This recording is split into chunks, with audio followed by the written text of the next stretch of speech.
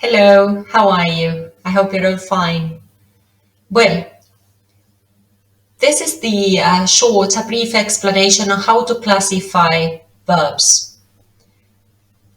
The first one is transitive verb of complete predication, in which the verb is transitive because it takes an object, but it does not take a complement because of the predication of the verb is complete and does not need a complement. This is the case of the first sentence. John wrote a book. The lexical verb is wrote. This verb is transitive because you say, what did John write? So, a book is a direct object. Now, the message is complete up to this point. Therefore, a complement is not necessary to complete the predication of the verb. This verb then takes an object but does not take a complement.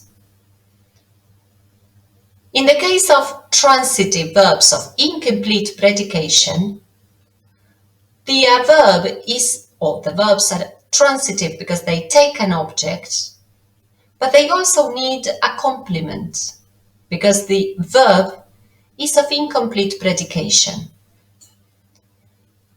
and needs an obligatory constituent to complete the message. This is the case of the second sentence.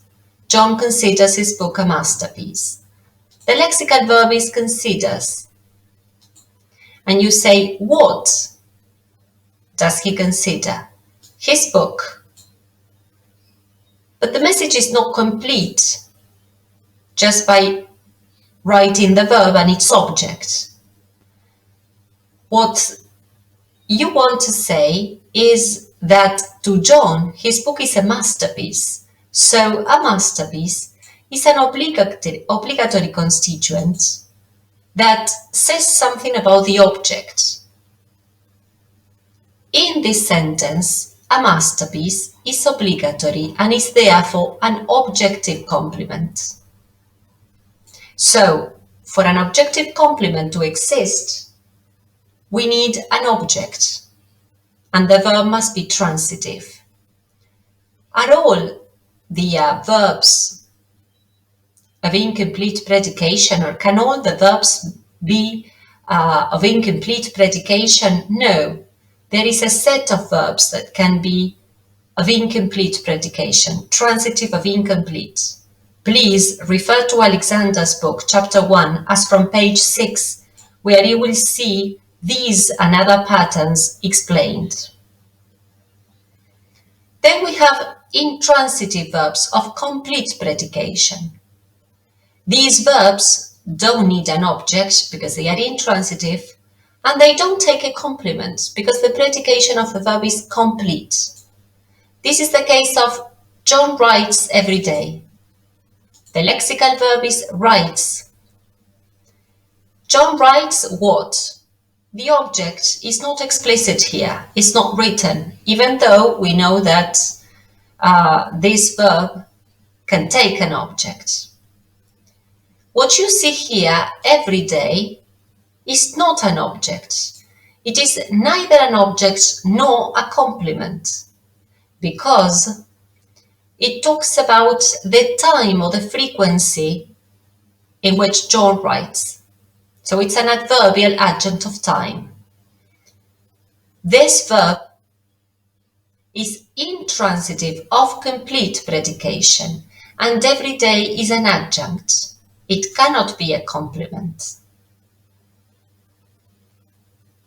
For it to be an objective complement, we need an object. And the object is not present here.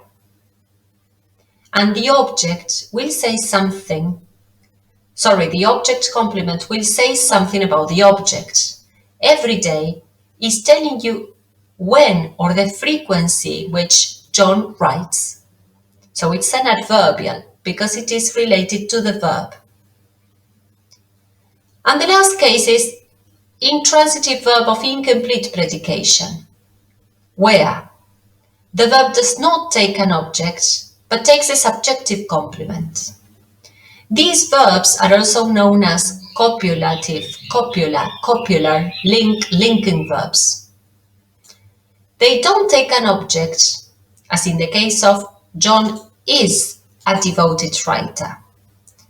The verb be does not take an object, even though the question may be, what is John, right? Don't get confused when you ask that question. Not all the verbs are intransitive of incomplete predication. There is a set of verbs that shares these characteristics, such as the verb to be and all the verbs resembling the verb to be. All the verbs describing the senses, feel, taste, look, smell.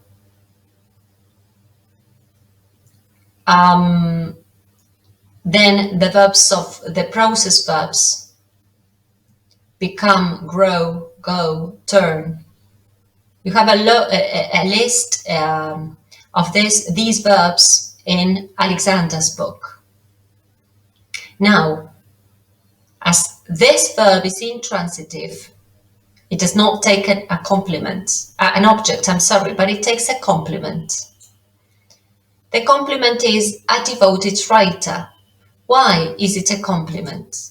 Because it completes the predication of the verb be. You cannot say just John is, and it is a subjective complement because it says something about John, which is the subject of the sentence.